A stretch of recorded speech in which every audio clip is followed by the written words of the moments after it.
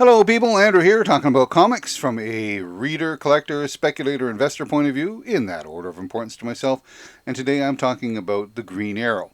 Green Arrow first showed up in More Fun Comics number 73 in 1941.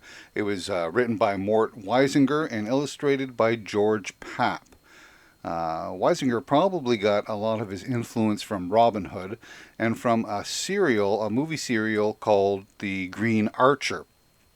The Green Archer was written by Edgar Wallace, and the name rung a bell with me. Why do I know Edgar Wallace? And it turns out he's the screenwriter for the original King Kong. So we have Oliver Queen. He's a vigilante at night, a millionaire by day. So how did he come about his powers? Well, there are two origin stories. The very first one from the Golden Age is very different than what happened later on in the Silver Age. In the Golden Age, he's an archaeologist who specializes in Native American culture. His museum is burnt down, and so he heads off to the Lost Mesa, either to find himself or to find more artifacts. And when he gets there, he discovers this kid by the name of Roy Harper, who's been stranded there for 3 years. His parents died in a plane crash, and he's been on the Lost Mesa with his Native American companion for the last 3 years. He's learned how to become an archer and teaches some of this stuff to Oliver Queen.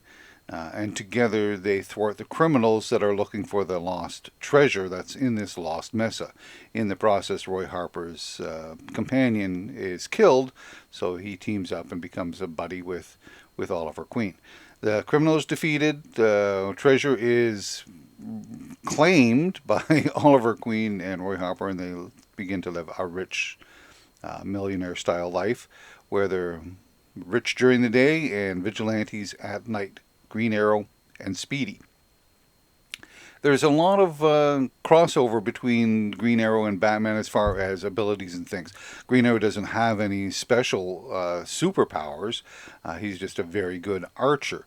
But he has an arrow car. He has a sidekick in Speedy. He has the arrow signal. For Star City, if problems go along, they fire off the arrow signal, and he hangs out in the arrow cave. He doesn't have a utility belt, but he has a number of arrowheads that do have special trick abilities. This one is a net. This one creates fog. This one is a flash. There's a lot of similarities between Green Arrow and Batman. But he becomes popular. After about 4 or 5 issues in More Fun Comics with other characters included, Dr. Fate and Aquaman are in there, but it's Green Arrow who gets the cover spot. And this goes on until 1946, where he's featured in More Fun Comics from issue 73 to 107. But More Fun comes to an end in 1946. After World War II, the demand for superheroes decreases. Comic books are still doing good. There's a lot of crime and horror and all that sort of stuff happening, but the superhero genre the demand has dropped. So More Fun Comics is canceled, but that's not the end of Green Arrow. He moves over to Adventure Comics and stays there from issues like 103 to 269. A long time standing with Adventure Comics, so he's never goes away. He's one of the perennial characters of the DC Golden Age that did not get a change in name. It did get a change in origin. So, but his character was still Oliver Queen. He was still the Archer and what have you. By 1960ish or so, Jack Kirby sort of revamps his origin so that now he's already a millionaire playboy, gets knocked off a cruise ship, gets stranded on a desert island for 4 years, and in that time he learns how to be an archer, an expert archer and marksman, and returns to Star City to be his millionaire playboy during the day and vigilante at night, which is the origin that is most associated now with Green Arrow. So again, he doesn't have his own book. Things change in about 1969 on Brave and the Bold, issue number 85. So Neil Adams updates the look of the character. He was a little bit more clean cut, short hair, but he makes his Van Dyke beard for the fellow and gives him more of a Robin Hood type of appearance. And then from there, Neil Adams and Denny O'Neil write 14 issues under the Green Lantern Green Arrow banner from 1970 to 1972 that looks at the two characters. I mean, Green Lantern was not doing so well, so they decided to make this team up to see if they could, create some sparks. And they changed the nature of the book so it was more of a social consciousness. Here, the two men, Hal Jordan and Oliver Queen, go on a cross America trip to examine America at its roots, and they deal with social issues like poverty and racism and drug addiction. And in fact, two of the most famous issues of this is 85 and 86. In 85, where Oliver Queen discovers that Speedy, Roy Harper, is now a heroin addict. So these stories, they got some critical acclaim even at the time. They've got critical acclaim now. They're bound in trade paperbacks, and you can get them in hardcovers for these issues. Yet at the time, they did not sell well. And by the end of issue number 89, Green Lantern was canceled. There is a theory that the reason that it stopped selling, there could be a number of reasons. One is, again, the superheroes, but another one is that they dealt with social issues such as poverty and racism, and as I say, drug addiction and other issues as well. And people are looking for a certain amount of escape or escapism in their comic books. And in all of these situations, yes, they may be able to overcome an element over here, but they don't solve anything. They don't solve poverty. They don't solve racism. They don't solve drug addiction. In fact, in some ways you can look and see that they lose every battle that they try to fight. And so there's the theory that that's just not what people wanted to see in their comic books. Despite the social relevance and the topics and discussion, they wanted to see a little bit more heroic outcomes. Whatever the reason, it canceled after issue number 89, but Green Arrow is still around. He's a member of the Justice League, shows up in Brave and the Bold, World's Finest, so he's still around. And he teams up again when Green Lantern starts up again in 1976 and runs with him for a number of issues that way. Again, Green Lantern, Green Arrow team up. But eventually Green Lantern goes his own way, and Green Arrow is without a book, without a home, although he, as I say, hangs out in some of these other places. It's not until 1983 that Green Arrow gets his first issue number one. The first number one Green Arrow book is here it is. It's a 4-issue miniseries written by Mike Barr and illustrated by Trevor Von Eden. So, is it worth a read? First, the artwork is fine. There's nothing to write home about. I didn't think it was anything stellar or exciting, but it didn't detract from the story at all. It just simply told the story without any fanfare.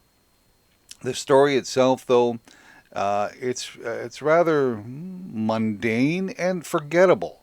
It's a murder mystery story. A wealthy heiress dies and leaves Oliver Queen all of the bulk of her estate and fortune, but there's mystery about how she died and why she died, and it's up to Green Arrow to try and figure out and find out all of the causes of this.